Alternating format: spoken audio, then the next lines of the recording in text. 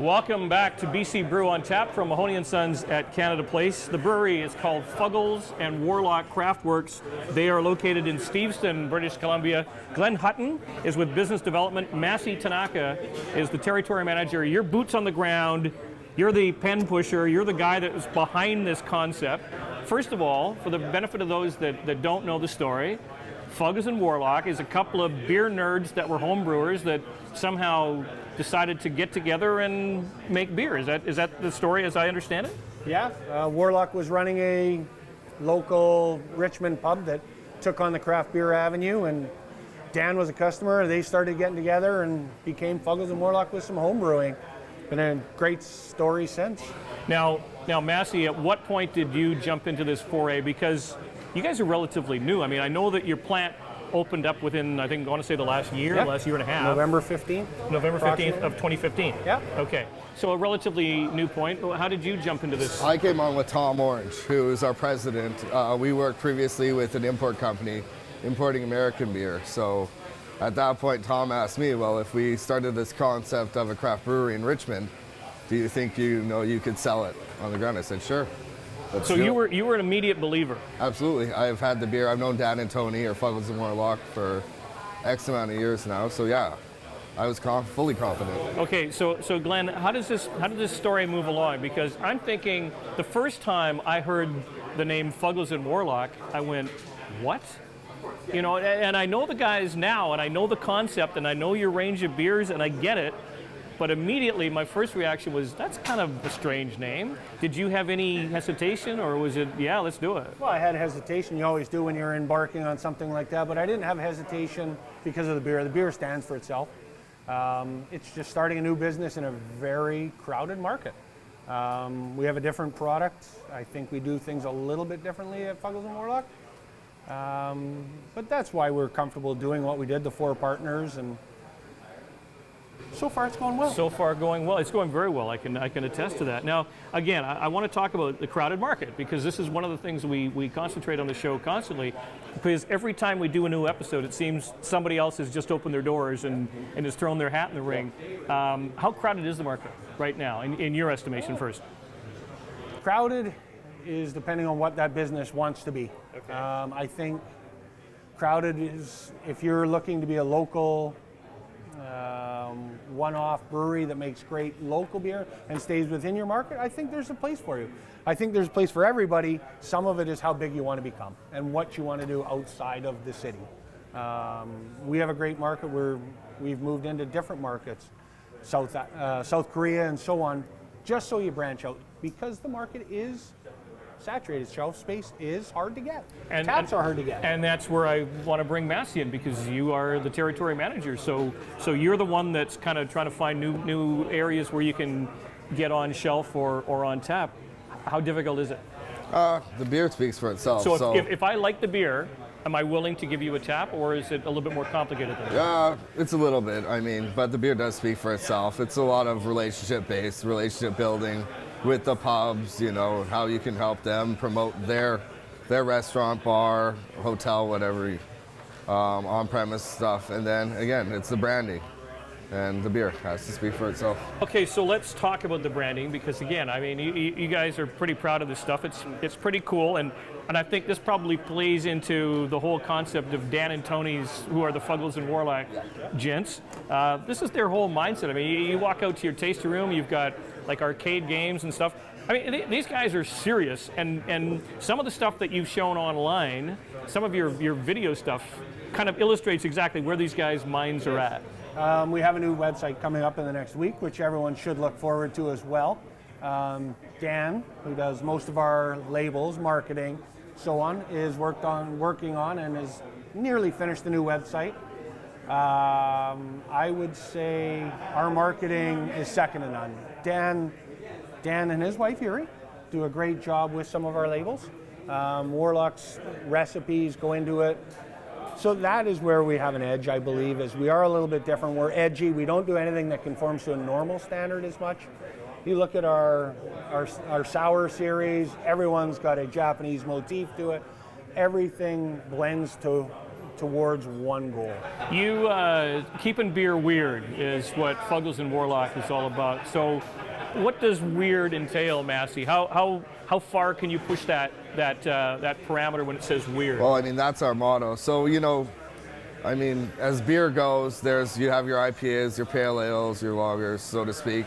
We want to always have a twist to that, whether it be our espresso milk stout, we're using a cold pressed espresso in that beer, or even our strawberry wit, which was probably our most popular beer to date, right? So it's just taking that extra step or playing with something that, you wouldn't expect to maybe find in a beer, so to speak, and then it goes from there. Final question, Glenn, to you. This market is now 130 breweries in, something like that. It's more than tripled in the last 5 years. Is the end in sight, or is it like the sky's the limit? I don't think the end is even close. I think local people are making great beer. They want to be part of communities. And I don't think everyone has to be everything to everybody. I think if everyone works within their community, I think everybody fits. I don't see any of the saturation that people talk about. I don't see it happening because people are trying different things. So there's only more coming in. It's going to make your job even tougher, Massey. Absolutely. Yeah, Well done, sir. Massey Tanaka, Glenn Hutton from Fuggles and Warlock Craftworks in Steveston in the Richmond area. Keeping beer weird. This is BC Brew on Tap on Shaw TV.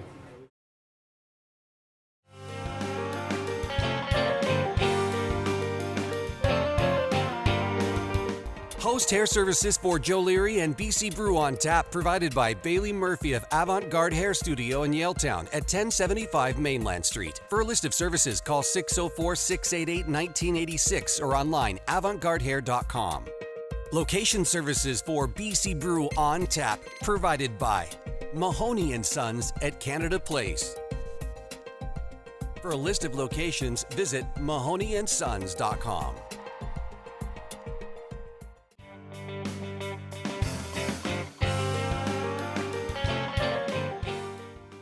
And welcome to BC Brew on Tap as we take a look at all the good things, both on tap, in glasses, in bottles, brewing in and around British Columbia. We're here at Mahoney & Sons at Canada Place. We welcome for the first time on the show representatives from Vancouver Island. Tyler Galtz is the General Manager of Lighthouse Brewing in Victoria. Ben Thomas is the Public Relations Manager from Lighthouse.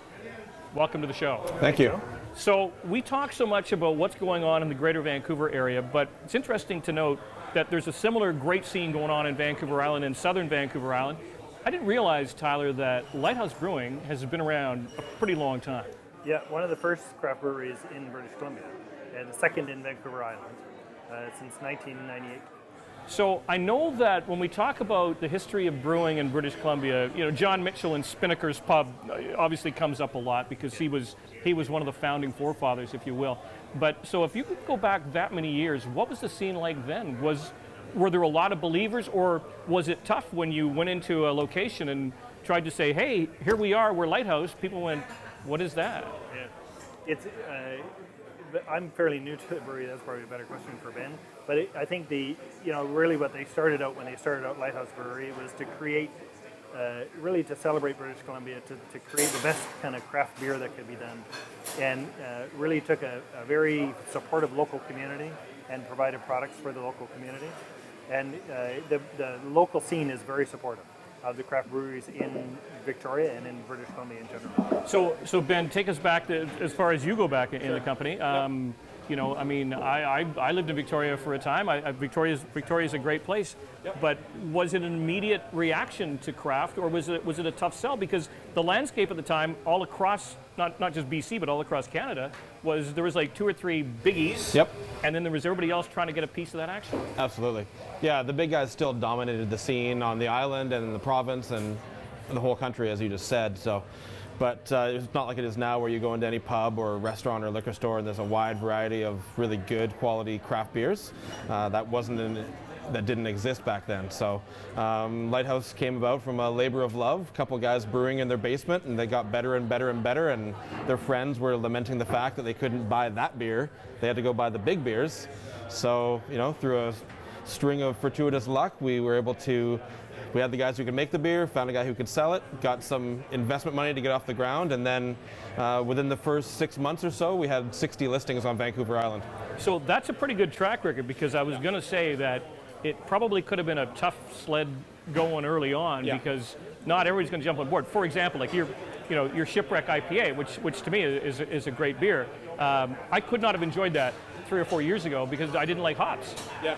I grew up on lagers and pilsners, and then all of a sudden you realize, oh, wait a minute, there's something else out there. Now, if it doesn't have hops, I don't really enjoy it. Totally. So I can only imagine what the landscape was like. You're walking into a bar where somebody's used to having a pilsner or, say, a lager. You bring something like that, there's got to be some people going, this isn't going to fly in my room. No doubt. So, you just have to start. Back then, we had to start easy. So our first beer was Race Rocks, which is a Scottish-style amber ale. Easy drinking, but still malty, and that's still around now. So 18 years later, the beer that launched the brewery is still very popular, still wins medals for us and stuff like that. But so we found a beer that was palatable to a lot of people who were looking for that unique flavor that didn't exist back in the day. And we're very fortunate that people like that beer, and we were able to release other beers and over the course of time until now, and it's great. So Tyler, from being the general manager, when you look at what the market is reacting to or consequently not reacting to, is that how decisions are based? I mean, Ben talks about a popular beer that's still on the schedule today, but it's a business now, and within those 18 years that you guys have been around, the way that the beer business is done today is completely different, and there's so many players out there. It becomes much more of a, this isn't working, we got to try something else. Does that matter to you, or do you stick by what got you there? There's two elements to it. I think people are seeking better flavor. They're seeking local support of local businesses. They're looking for craft breweries because the quality of the beers coming out of craft breweries is so excellent now. And Race Rocks has been a product that's stood the test of time. It's still very popular, and that's a product that's a cornerstone for us. But that doesn't mean we're not going to create new beers and look at new flavors, because that's what people are looking for. And they're looking for hoppy beers, they're looking for different kinds of hops in their beers, they're looking for different styles of brewing, they're different, all kinds of different things. So we're sticking with the stable products that people love and have shown that they love. But now they're looking to expand their palates, and we're looking to expand our production to meet that. We often talk on this show, Ben, about the unbelievable camaraderie between breweries, in the Lower Mainland and beyond. And I'm only going to assume that it's the kumbaya, tight-knit community on the island as well. Is that the case?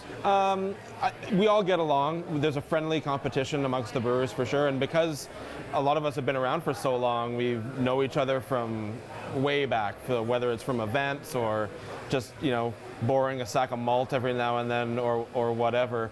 But the culture doesn't exist like it does here with the tasting rooms, and so you can sort of bar hop among breweries in Vancouver. That didn't really happen in Victoria. We're more production brewery focused. So most of the big guys in Victoria are producers of six-packs and kegs and larger quantities and hitting a way bigger scope. But yeah, definitely there's a camaraderie, and we give each other a hard time or give each other praise when something's good too. So now I want to talk about, because arguably the biggest event annually is the Great Canadian Beer Festival, which happens in Victoria. Yeah. I mean, I think we've often talked on the show, I think you can be beer fest to death, to be honest. There's just enough already. Yeah. But there's still some really significant ones, and Tyler, would you agree that that Great Canadian in Victoria is the one? Oh, absolutely. But more festivals are coming along, and people are looking for more events and more opportunities to try BC craft beers, and so I think that we'll only see it grow. But there will be some pillars like that one in particular, that everyone needs to come out and try the beers. So I want to talk about the fact that on the island, between, say, Nanaimo and Victoria, and obviously, the Sunshine Coast and all those places, there's definitely a really cool, distinct scene. Are you well represented on taps? I mean, does the island support its own primarily, and then take a little bit about what the Lower Mainland is offering, or are you pretty satisfied with how you're repped?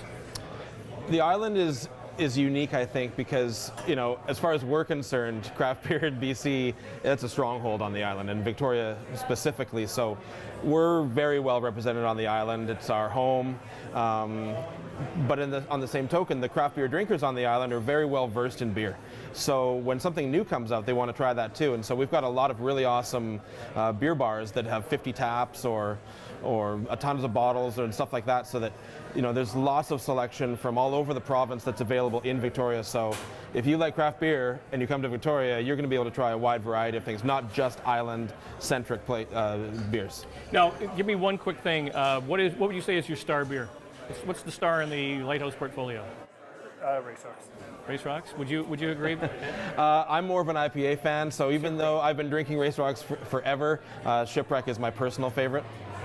Tyler, pleasure to meet you, sir. Thanks, Joe. Ben, Thank you. thank you so much. Lighthouse Brewing out of Victoria. This is BC Brew on Tap on Shaw TV.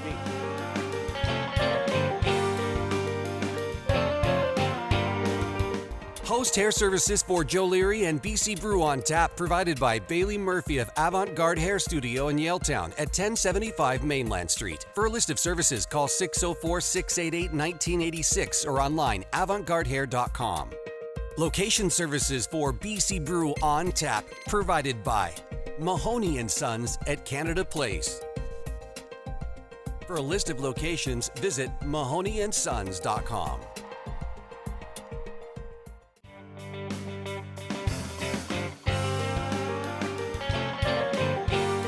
Welcome back to BC Brew on Tap from Mahoney & Sons at Canada Place. Time for Mr. Jay Schreiber. Hey, Joe. Smarty Pints. How you doing, buddy? Good, buddy. How are you? What are you going to teach me today? Well, today we're going to talk a little bit about canning, actually. Not a lot of people know that cans are actually really, really good for beer. They help a lot in terms of eliminating light and oxygen. But a lot of the growing breweries in BC actually don't have the ability to purchase or store a canning line in their smaller facilities. So what I did was actually we took the BC Brew on Tap crew up to Hearthstone Brewing in North Vancouver, caught up with the West Coast canning guys, and learned a little bit more about how these products are canned. Matt, thanks again for taking some time here to speak to us about the canning line that you do with West Coast Cans. You guys have done a great operation in terms of allowing these craft breweries to grow by putting the beer into the cans, allowing it to reach new markets through liquor stores and distribution. What can you speak to the growth of West Coast Cans? Yeah, you know what? We've been really lucky that the can has been embraced here on the West Coast. We think it's really conducive to the West Coast lifestyle. If you're taking a can of beer up on the mountain on a hike, you're taking it out on the boat. You don't want to bring glass. You don't want to be the guy that breaks the bottle around the campfire. So cans are just really nice to drink out of too. I mean, there's been a stigma, I think, attached to cans for a long time that they're associated with cheap and mass-produced beers, but we think they're the perfect packaging for the quality of craft beer that's coming out here in the Lower Mainland. Absolutely, and a lot of people, like you said, the stigma behind it is that cans are cheaper because they feel cheaper in the hands and sometimes they feel cheaper on the lips. But little do people know that cans are better for beer because they help eliminate light and oxygen. You keep that away from the beer better than bottles will. Now you recently expanded into Alberta now, just from BC, and you have a few breweries out there you're working with. Yeah, it's exciting. You know what? Obviously, we were lucky to be here in BC as things got going in terms of the craft brewing industry here. Alberta's catching up as well too. It's really an exciting place. We call it the new frontier of craft beer right now, and it's a place that we definitely want to have a presence in. Again, it really conducive. The cans are really good for that market. An active consumer population there that would enjoy canned craft beer. Now, how many breweries are you working with, just off the top of your head, in BC and in Alberta, would you say? In BC, we're north of 30 breweries that we're canning with and providing cans to. In Alberta, we've just started out there in the last year, and we're already working with 6 different breweries out there currently. Wow, 6 already. So is the plan to keep expanding in BC and in Alberta, or do you have an idea of taking West Coast Cans nationwide, or what's the idea? We're definitely thinking, we definitely see the potential in craft beer across the country. I'm pretty proud of Canada and the role it's taken in craft beer. How it's growing is an exciting industry to be a part of. Definitely. And I think we're thinking about it for sure. We got to take care of the West Coast here and take care of Alberta first, but the potential is certainly there.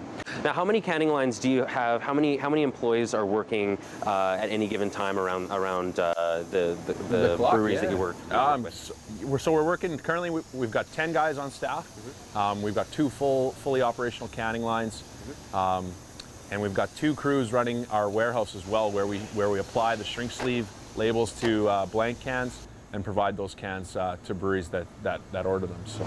Do most people go for do you find most breweries, craft breweries, like the smaller cans, the 12 ounce, 355, or do they like the 473, the 16 ounce? What do you find is more popular? Yeah, I think really right now we're seeing a lot of 473s, especially in maybe the winter season with porters and stouts being canned more frequently. They're really enjoyed in a 473 ml can. Yeah. Summer though, you see a lot of 355 6-packs, lighter beers that people are enjoying during the hotter weather. But for now, I think really a lot of 473s are coming off the line pretty hot. Excellent. Well, thank you again for taking the time. Great to have you on the show, Matt. Appreciate it. Thank you. I'm here now with Darren Hullett, the Brewery Operations Manager from Hearthstone Brewery. Darren, thanks for joining us here today. My pleasure. I just want to say, how have having a company like West Coast Cans really helped a brewery like Hearthstone grow by reaching customers? Has it been a very positive experience for you? It has been. We love the boys at West Coast. Without a mobile canning company, a brewery of our size, we couldn't be doing it ultimately. If you see in our brewery, it's very tight for space. Yeah. So we don't have a whole lot of space. We couldn't have a permanent canning line, let alone the expense a canning line would be. The other huge benefit is having wrapped cans. We can have a brand which we have a small quantity of, and just rip through it and then move on to the next one, which is huge in our industry. Yeah, I find that's just like what you said. It's very huge to have that fresh product always available, especially when you're a craft product. How do you notice the quality is better in cans versus in bottles? Have you ever done that kind of comparison, or have you ever noticed it? Yeah, definitely. We're huge advocates of cans. I mean, from dissolved oxygen being lower in cans, UV light. There's no UV light hitting the actual beer. It's huge. Also for transport, you can bring it to the river, you can bring it to festivals. It's economically better for us. Environmentally, it's better in terms of recycling. So all around, cans are better for beer. Absolutely. Is there? I got to ask. Is there a favorite beer of yours that you have out of a can? Is there any one beer in particular that do you think just tastes awesome drinking it on a nice hot sunny day? Yeah, I mean, I'm a huge fan of our IPA. Really proud of where our IPA is at right now. We've been tweaking it. It's probably the beer that we've tweaked the most. Yep. And in cans, I think IPA should be in cans because it gets oxygen in particular with beers with hop character. It's a big enemy of it. So if you get it in cans, you get a fresh hoppy beer. We can it in lower quantities too. IPA particularly, we do small batches and make sure it's nice and fresh. Excellent. What kind of response have you had from the packaging and from the branding? Have you noticed that people really kind of really identify with the branding when they look in a liquor store and they see it on the shelf and they say that's a Hearthstone beer? Have you noticed that a lot with yours? Yeah, I mean cans are a great canvas for our artwork. Ron Fielder is our designer of all of our branding, and we've definitely put a lot of effort into making sure that our brands are consistent and they pop on shelves. You have to nowadays. You can brew good beer, but unless you're popping on the shelf and you're backing up with good sales and marketing, you won't sell beer. It's cool too because with the whole craft brewery revolution that's kind of happening right now in BC and on the West Coast, that a lot of breweries are using West Coast cans. I think Matt, who I spoke with a few minutes ago, said that there's upwards of 30 breweries in BC alone that they work with. I think it adds to the camaraderie between the breweries as well, that, you know, being a smaller craft industry, we're all growing at the same time. Do you have ever any plans to outgrow this space and sort of move on and make more beer, maybe get your own canning line? I mean, for where we're at right now, West Coast is perfect. I'd love it if we grew to an extent where we needed more warehousing and more space. But right now, I mean, we're brewing on premise. We're in North Vancouver. We want to take care of North Van and the North Shore first. We love the guys at West Coast. Like you said, it's a good camaraderie between us and the rest of the industry. Yep. So I would love it if they stay a part of Hearthstone for the rest of the time. Yeah. I got to ask a final question. What does Hearthstone mean? Hearthstone is, it's in reference to the stone of a hearth. So our restaurant has 2 wood-burning pizza ovens, and there's a stone on the inside of it, and it's in reference to that specific stone. It also means home. So we want Hearthstone to be a place where you come with your friends, your family. It should be a warm, welcoming space, which we hope it is, and come together over a pint. Excellent. Awesome. Darren, thank you so much for taking your time. Thank you. All right, we'll talk to you soon. Yeah. So that's how beer gets canned and becomes made available to the general public, distributed to liquor stores, and how you get to drink a beer out of this vessel here. It was only a couple years ago I actually learned that the can is a two-part operation. Yeah, I yeah. always thought that there was that hole in the top. You fill the can and then you And they just sealed it up, right? seal it off. But apparently No, not. that's how it Always a happens. pleasure, sir. Thanks, Joe. Mr. Jay Schreiber, Smarty Pints, and that's a wrap for BC Brew on Tap from Mahoney & Sons at Canada Place. We always encourage you to enjoy all that BC has to offer on tap, but always plan a safe ride home, and please drink responsibly. We'll see you again. Clothing for Joe Leary and BC Brew on Tap supplied by Red Dragon Apparel. RedDragonApparel.com.